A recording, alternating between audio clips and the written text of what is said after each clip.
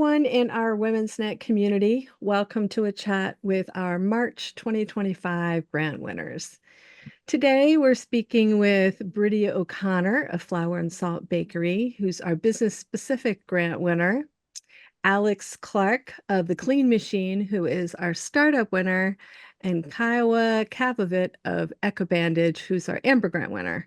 And just so in case you all haven't heard about the three grants that we give, the business-specific monthly grant is for a company that operates in that month's category. It changes each month. And in March, it was food and beverage. The startup grant is for an entrepreneur who's thinking about a kind of business to start or who has started it but hasn't yet earned more than $10,000 in total sales. And the Amber Grant is open to all women business owners in the US and Canada. I'm Marsha Layton Turner. I'm the lucky member of our Women's Net Advisory Board who gets the opportunity to chat with our winners. And I always enjoy the conversation. So thank you three for being here. Really appreciate it. Thank you for having us. Sure. So let's start. Alex, let's start with you.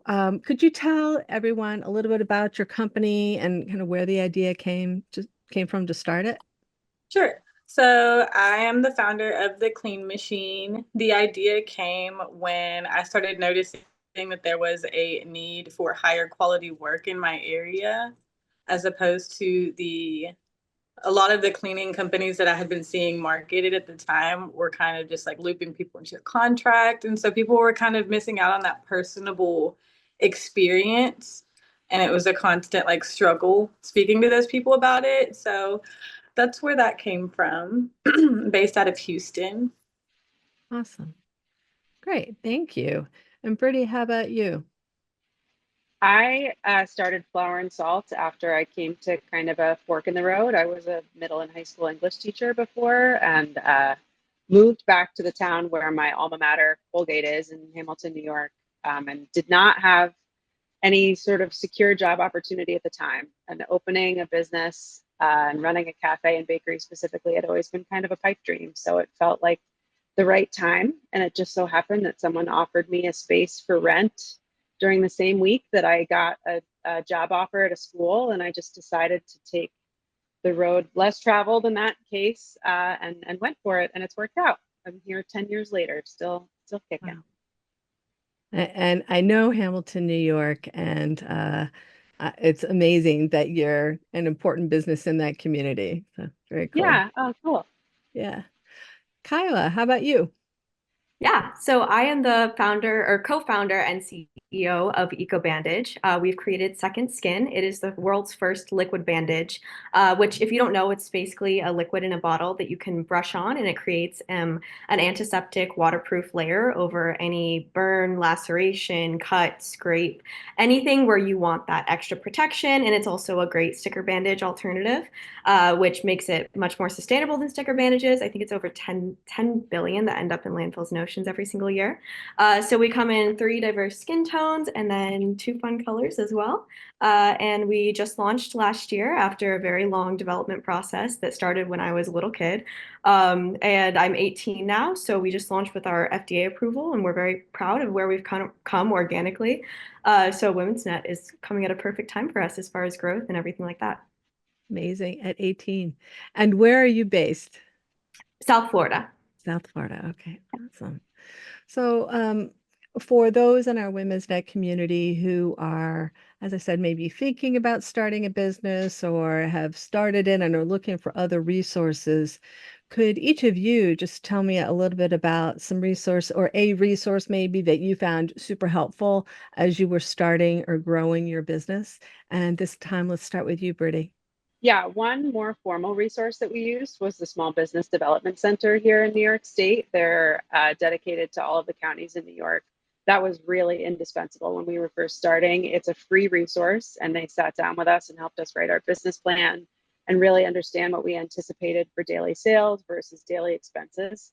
And had I not sat down and gotten that clear picture at the time, I think we would have started off quite as smoothly. And the other is a little bit more boots on the ground resource. I just spoke to everybody in my industry who was within in like a 50-mile radius, people who were already doing this and doing it well. So I would walk into their establishments and say, can I just walk around your kitchen and see what you're using and ask you about your contacts for pest control and towel service and all the kinds of things that I might not anticipate needing starting out. That was really the most valuable thing for me to do. Very smart. I think entrepreneurs assume that other fellow entrepreneurs aren't going to be willing to share info. You were really smart to ask. Yeah, most of the time I feel, I mean, I'm only in the food service industry. I don't have a lot of experience in other industries, but I find that everyone in this industry is really forthcoming and actually very excited to talk about how they've done things well, and also excited to help people avoid making mistakes that they have made. Yeah. Excellent. That's a great tip. Kiowa, how about you? Any particular resource that so far you found helpful? Yeah, so as far as getting into the retail space, which is what we've been focusing on this year after this past year of kind of getting market validation and getting all of our FDA approvals and things like that, I know that we're all in I actually found it so cool that Women's Net, the winners are so diverse as far as the different businesses or products or whatever it is. So that's something I thought was awesome. But I would say we went to our first ECRM event through RangeMe. It's basically like speed dating for retail buyers. You have to do 10-minute pitches for your product. So I would say that has been the most valuable thing for me personally and for my family as well in the past year. Having to pitch your product, especially being in the retail space, like I said, having to pitch your product over and over again really makes it really easy and it gets you really comfortable and good at it. So I would say for anybody who has a product that they're having to pitch or even a business idea that they're having to pitch, even if you can't go to one of those types of events, pitch to your family and friends, pitch to people that you meet, and get yourself really, really comfortable with talking about your product. Because I think that that's really been the most valuable thing for me. Yeah, good tip. Certainly, the more you pitch, the easier it gets, the more comfortable you get. Yeah. Yeah, absolutely. And every opportunity, even if it doesn't come full circle, and let's say you get tons of no's in this business, especially for us being in the first aid category, which is somewhat stagnant. And it's not easy to break into. So, but every pitch, the value is that experience rather than, the yes or the no that you get at the end of it. So that's been an awesome lesson to learn. Good perspective. And Alex, how about you? Any particular resource you found helpful? So definitely networking with other businesses, joining Facebook groups that for like other business owners. I also find that Canva and the Vectornator app for me for marketing, it kind of saves me money on budgeting because I design all of my marketing materials myself. My business cards, tip cards, door hangers, what else? All my ads and stuff, and it's all very themed. It's got that bold comic book trash polka style to it, which is really important to me, but would be really expensive if I tried to outsource that. So those graphic design resources are really helpful. I think in my circles, we talk about Canva a lot, and it seems to be becoming, I don't want to say the industry standard, but very well used by entrepreneurs. So I use it yeah, every day. yeah. I Me have too. like 5 Canva tabs open right now. Yeah, I was it's so gonna bad. say, we've done everything through Canva. I'm so glad you brought that up because that is an awesome resource. We did all of our new box design and I did all of it through Canva. If you haven't tried the Vectornator app, that one's really helpful too. It's like a step up. It's like a Oh, little step up, to be honest. okay. It's Awesome. better for graphic design. Cool. And it's Vectornator, Alex? Vectornator, yes. There's like a subscription, I think. It's like $40 a year, but really not bad. Yeah. Great tip. Very cool. Awesome. Well, since we're kind of talking about marketing, let's dig in a little bit deeper on that. Are there marketing strategies that you found super helpful, or is there one that you would say, don't waste your money on this? Kyle, let's start with you. What would you say marketing wise? Yeah, I mean, for us, social media has been huge and will continue to be our biggest marketing platform, especially being that we have that type of product, we have such a diverse buyer and such a diverse consumer. This product is really for everybody. So if we had to go and, spend money on every single ad for every single niche and every single person, we'd be spending more on marketing than each ad would be worth. So I think focusing on organic growth is going to be the biggest thing for us in this next year. And we've also been working on teaming up with influencers who we feel are in a similar space as far as sustainability, cosmetics, first aid, things like that. So I think finding, the right people in your community and making sure that you're staying involved. Social media is the biggest tool. Right. Alex, how about you? What's worked or what hasn't worked? So for me, I would agree. Social media is the biggest tool, but with mine being this cleaning company, my hands are always cleaning. And I feel like when it's time for me to get ready to start posting on Facebook or whatever the case may be, I'm one, exhausted, and two, nobody's going to see it because I'm posting it late or scheduling it later and then I'll forget. And so for me, really, it's getting out there, making sure that I have like my brand recognition, like car magnet, stuff like that, so people see me. Word of mouth is really, really helpful in my industry specifically. As long as you're doing a good job, you're going to get clients. I don't know if you're on Nextdoor, but I know around Yes, here that's it. I am on there. I am on there. yeah, in Thanks for Western New reminding me. York, Yeah. everyone's always asking about good cleaning companies. Yes. Yeah, And you see a lot of cleaning companies charging an arm and a leg. Now, I don't undersell myself. I've done that for too long, but definitely there's a gap in the market for affordable cleaning. wonderful. And Britty, how about you? I would agree with Alex as far as word of mouth goes. And that's hard for me to say because I love tech and I love the ease of social media. But I'm also the chair of the Chamber of Commerce here. And if I've seen the real impact of business relationships, like interbusiness relationships, but also customer behavior, word of mouth is really powerful. Like everyone's going to eat all the time. They're going to come and get a coffee and a bagel sandwich, but are they going to come back because they had a really good experience that wasn't just service, but rather hospitality. And now they're going to tell all their friends that it was great too, right? So for Alex, that's what's going to matter is when a friend says to a client of hers, I'm really looking for a cleaning service. I haven't been able to find anyone. It's when that friend, that trusted friend says, oh, I know exactly who you need to call. Yeah. And it's the hardest kind of marketing, I think. But I can see exactly what you mean. It's getting to a point where, like, whenever I'm going out or I meet anybody new, I'm plugging in what I'm doing. I'm just saying it out loud. Hey, do you have a card? That's the first thing I say. Do you have a card? I know somebody. I know somebody who wants this. So, yeah, just getting in front of them and talking to them.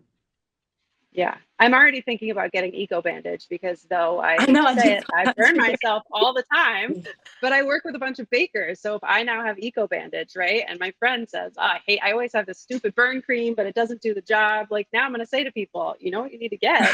You poor baker who's burning herself all the time. Love it. I would love to send some to both of you guys. I know we can get each other's info. I have kids, so yeah, they'll need it. You can let me know what you think because I think that would be an awesome awesome collab for us to do. Yeah, you got to hit up the food service industry. That's definitely where we're going. Yeah, Other sounds than like a smart niche, huh? Other than retail, definitely food service. I mean, we've had so many messages from bartenders, servers, chefs saying that this product is really saving them. We actually had one bartender say that she had been struggling with bar rot for 5+ years and that Eco Bandage was the only thing that was helping her at this point. She was using it to actually protect her hands before that was happening. So excellent. I hope you're collecting testimonials, Kiowa.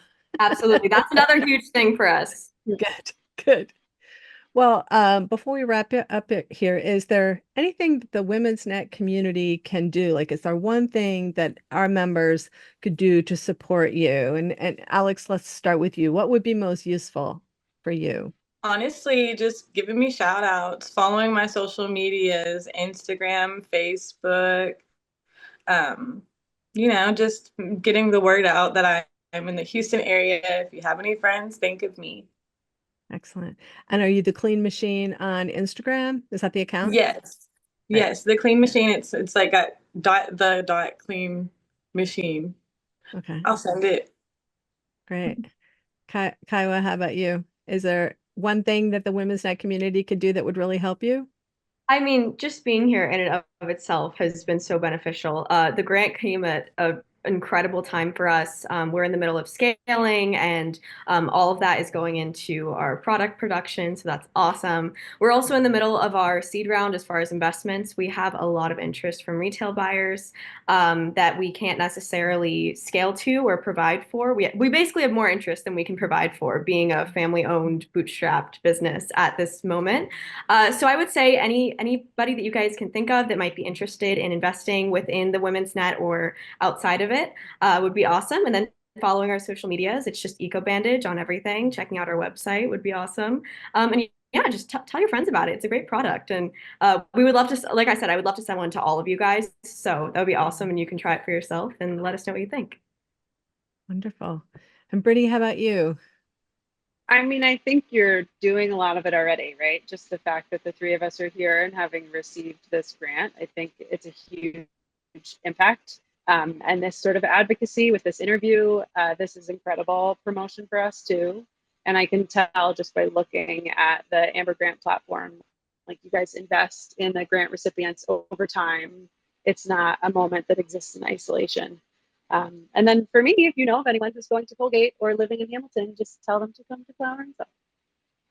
Will do. Yeah. Well, amazing. Thank you three again for spending the time with me, sharing your story with the Women's Net community, and congratulations again on being our winners for March 2025. Thank you so much. Thank you so much. Thank you. Awesome. So nice to meet you all. Yeah.